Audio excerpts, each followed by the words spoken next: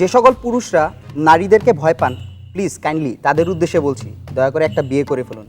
বিয়ের পরে একজনকে ভয় পাবেন, বাকি সবাইকে খুব ভালোবাসবেন। শিক্ষক ক্লাসে ক্লাস নিচ্ছেন, ছাত্রদের বলছেন, এই বল্টু দাঁড়া। স্যার কি হয়েছে? বল, ডগ অর্থ কি? স্যার ডগ অর্থ কুকুর। কুকুর কিভাবে ডাকে? ডাকতো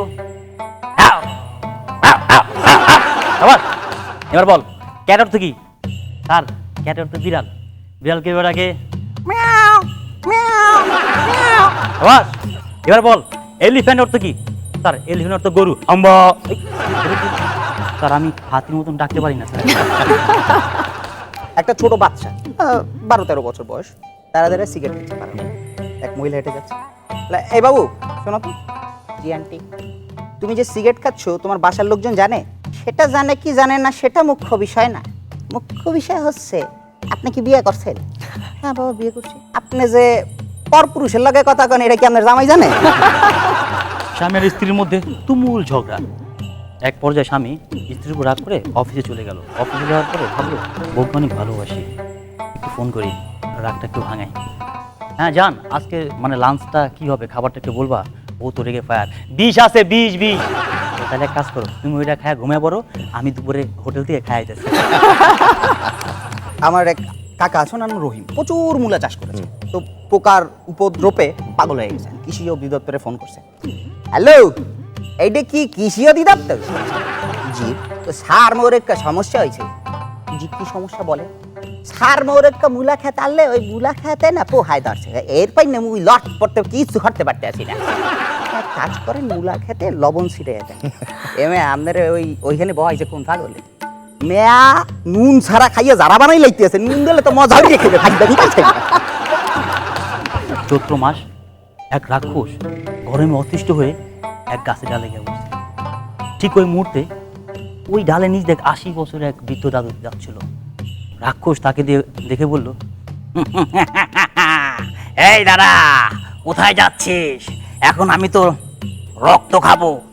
তখন বৃদ্ধ দাদু বলল, বাবা বে, তুমি আমার রক্ত খাইও না, আমি বৃদ্ধ মানুষ, আমার রক্ত অনেক ঠান্ডা। তুমি এক কাজ করো, ওই মাঠে যাও, ওখানে কচি কচি বাচ্চারা আছে, ওদের রক্ত অনেক গরম, খায়া তুমি অনেক মজা পাবা। ওর রক্ত ঠান্ডা, ওর রক্তই তো খাবো, কারণ এই গরমে আমার এখন কোল্ড ড্রিঙ্কস খেতে মনে যাচ্ছে।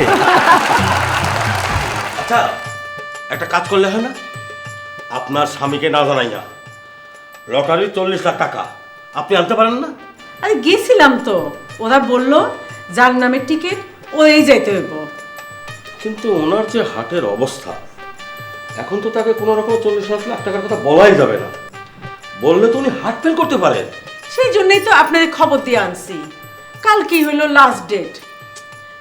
কালকের মধ্যে যদি টাকাটা আনতে না পারি তাহলে তো ফরফিট হয়ে যাইব। বড় আপনার কথা। আচ্ছা ঠিক আছে, আপনি একটা কাজ করুন, ওনাকে নিয়ে আসুন, দেখি কায়দা করে তাকে কথাটা বলা যায় কিনা। যান। আরে আসুন আসুন আসুন আসুন আসুন আসুন, বসুন বসুন বসুন।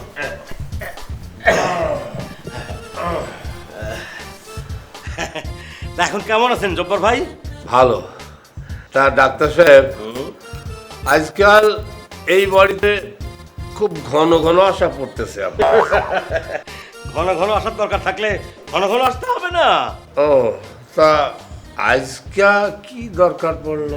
আচ্ছা জব্বর ভাই, ধরেন আপনি লটারিতে 40 লাখ টাকা পাইছেন, তাইলে কি করবেন? 40 লাখ? যান, আপনারে অর্ধেক দিয়ে দেব। হ্যাঁ,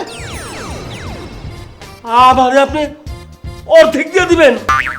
মানে 20 লাখ টাকা? ডাক্তার সাহেব ফিট হয়ে গেল কেন? আরে পাগল, তুমি লটারিতে 40 লাখ টাকা পাইছো, ডাক্তার সাহেব ওই খবরটা তোমাদের দিতে আসছে। আমি 40 লাখ?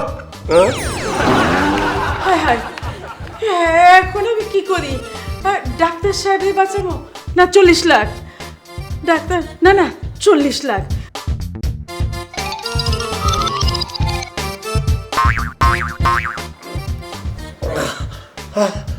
আচ্ছা, আমি 40 লাখ টাকা পাইলাম, ডাক্তার ফিট হইল কেন?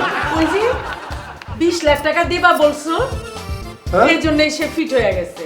আমি একজন রে 20 লাখ টাকা দিয়ে ফেলেছি, হ্যাঁ? হায় হায়, এটা কি পার্মানেন্ট হইল নাকি?